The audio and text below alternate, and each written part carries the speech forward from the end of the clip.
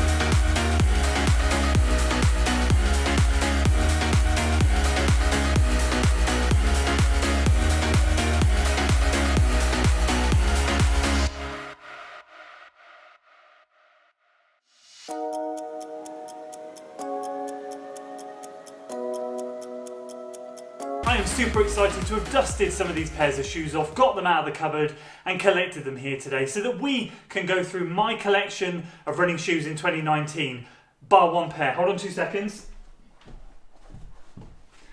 There we go, Asics is being represented. And I must say, on the note of Asics, we are missing the Roadhawk FF2, the shoe that I started the year off with. That suffered an early retirement.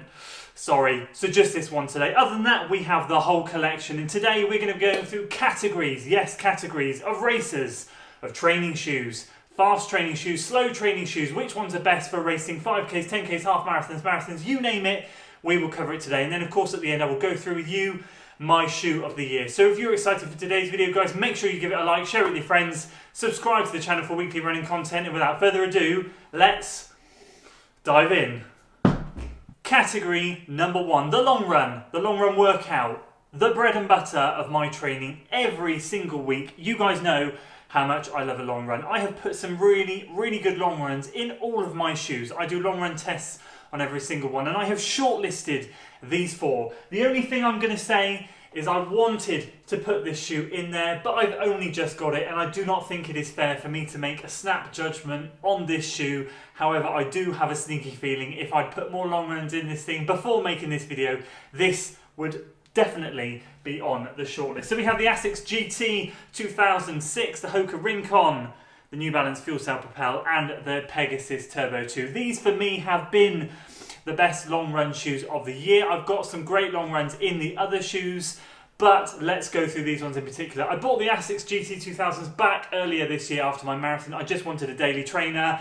It was super cheap, like 50-60 quid. It was an absolute bargain, and it did the job. Asics, there's nothing fancy about them. They're a bit like Brooks in that aspect. I haven't tried a Brooks, but from what I see, they just get the job done. No bells, no whistles, job done. But not the most exciting ride out there, but it allowed me to get the miles in there. The Pegasus Turbo 2 is a shoe that I want to love, but like the Night Zoom Fly 3, am struggling. However, unlike the Night Zoom Fly 3, I am not finding anything wrong with this shoe. I am enjoying it. It does do really well on the long run, but again, I just cannot justify that shoe. The price that it is for £160, it blows my mind. And that leaves me with these two shoes here, these two beauties. If you guys subscribed to my channel around the time when I was testing these two shoes out, you know how hyped I was to have these pair going in my running rotation. This was my short speedy shoe, this was my long run shoe, but of course I was testing both of them at the same time. And as I have just alluded to, I am going to give the edge to the New Balance Fuel Cell Propel. The Rincon is just a beauty of a shoe, but I do lean towards this thing more on the shorter, sharper workouts. This Propel, the Fuel Cell midsole, it is second to none when it comes to long runs. I haven't put the shoe on for a good couple of months now, which is a shame. I'm going to get it back out over the winter because I've been testing other shoes, but for the win on the long run, it goes to the New Balance Fuel Cell Propel. And that leads us on to category number two, Need for Speed. The shoes that have taken me places when it comes to interval work, fartleks, tempo runs, any form of speedy session, these shoes are the shortlist. We have the New Balance Beacon version 2, the Pegasus Turbo 2, the Rincon, and of course the Nike Zoom Fly 3.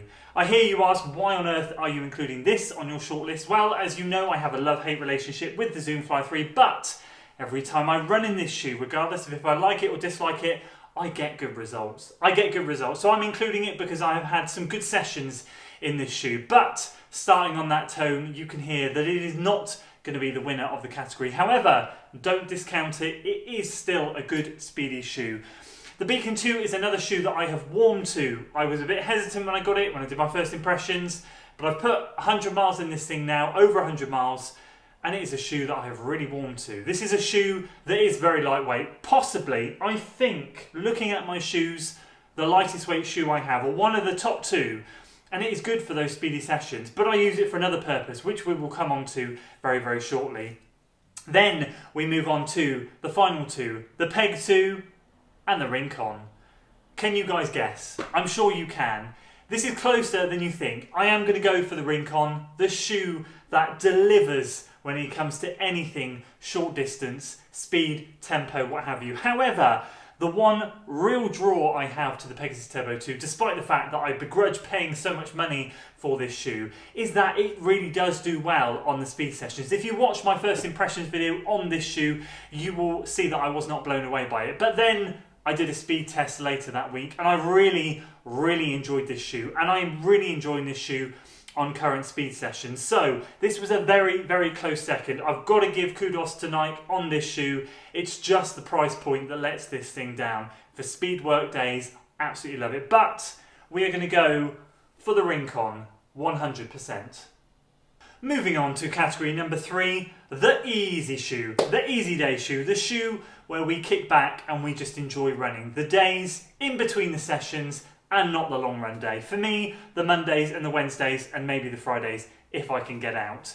These are the shoes that I have shortlisted, only 3 of them for me personally. I toyed with putting the Rincon in there, but I just like it too much for the speed and I don't want it to dominate the categories too much, even though it is a great shoe and I do have better easy day shoes than that. So we're sticking with the 3, and yes, I'm including the Ultra Boost. It's not going to win the category because I have not run enough miles in it yet, but I know from putting my foot in this shoe and from the few runs that I've already done in it, this is going to be a fantastic daily trainer. So this thing gets an honourable mention, but that leaves me with the 2 New Balance shoes. The 2 New Balance shoes of the year, the Beacon V2 and the Fuel Cell Propel.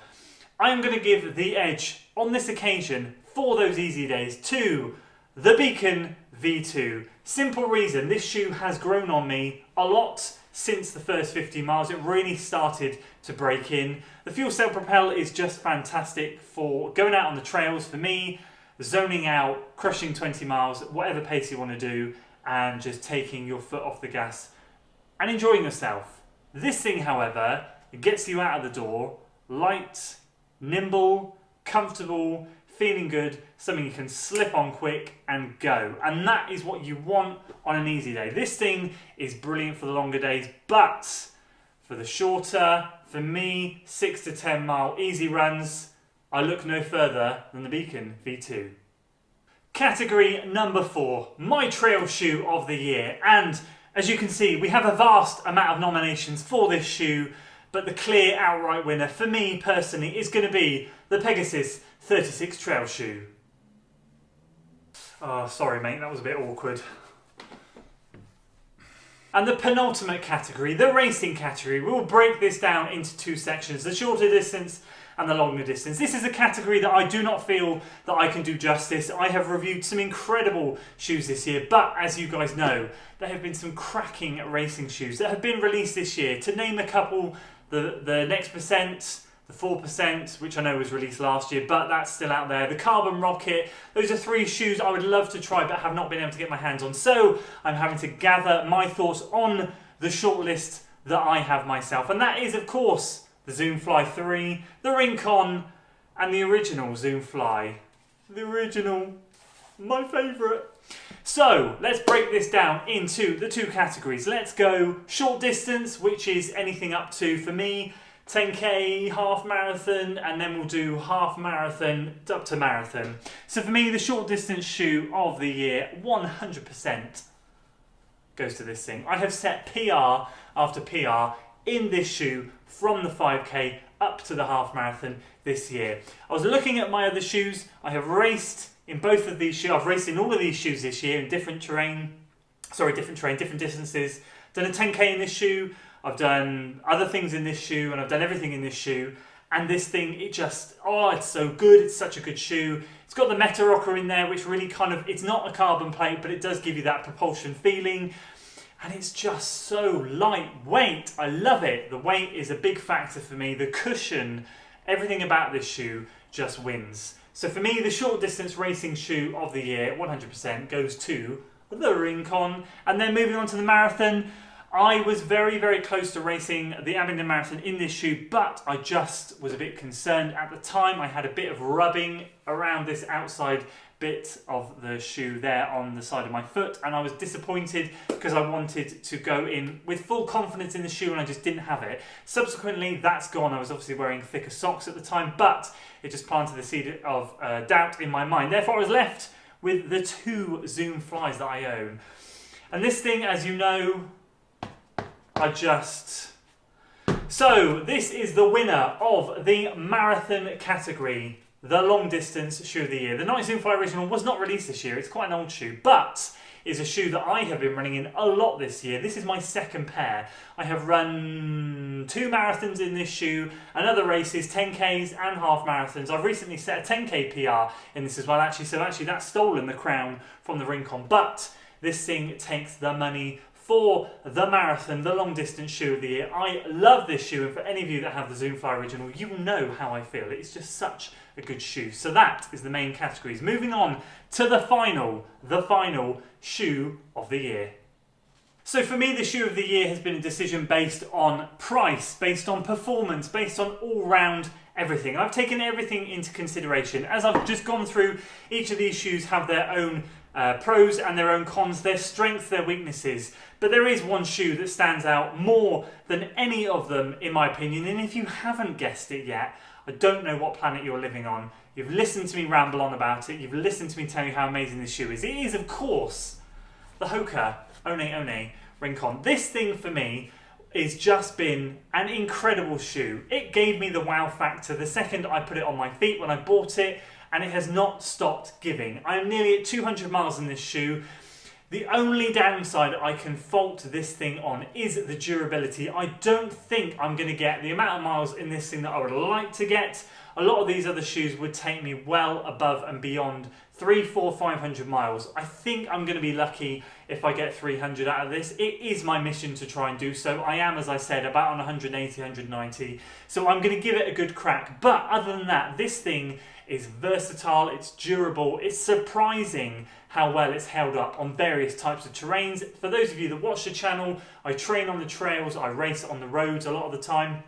And this thing is great on the trails as well as the roads. It is light, it is nimble, it is a racer. It can be used on the easy day, it can be used on the long run, it can be used on everything. And although it didn't make the final category for the long run and the easy day and all of that stuff, it can be done. I've done it and I love it. It's such a great shoe. Some honourable mentions have got to, for me, go to the original Night Zoom Fly 3. It's just a shoe that I know wasn't released this year, and I'm sorry, but I love it. The Peg 36 trail shoe, sadly, is the only trail shoe I reviewed this year, but was a breath of fresh air when I put my foot in it. Again, sadly, this is going to suffer an early retirement due to, I think, the air pockets inside it either collapsing or just going defunct because my feet are now turning inward.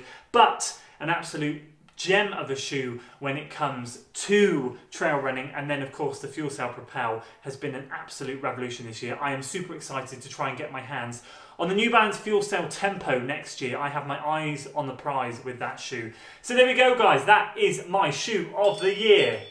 What is your shoe of the year? Let me know in the comments below as we've been going through the categories, what your shoes are, what you've been using, what your preferences are, all your favourites, all your likes, dislikes, all of that good stuff. And that today is it from me. If you enjoyed the video, guys, make sure you give it a like, share it with your friends, subscribe to the channel for weekly running content, do all that good stuff, and I will see you on the next one. Until then.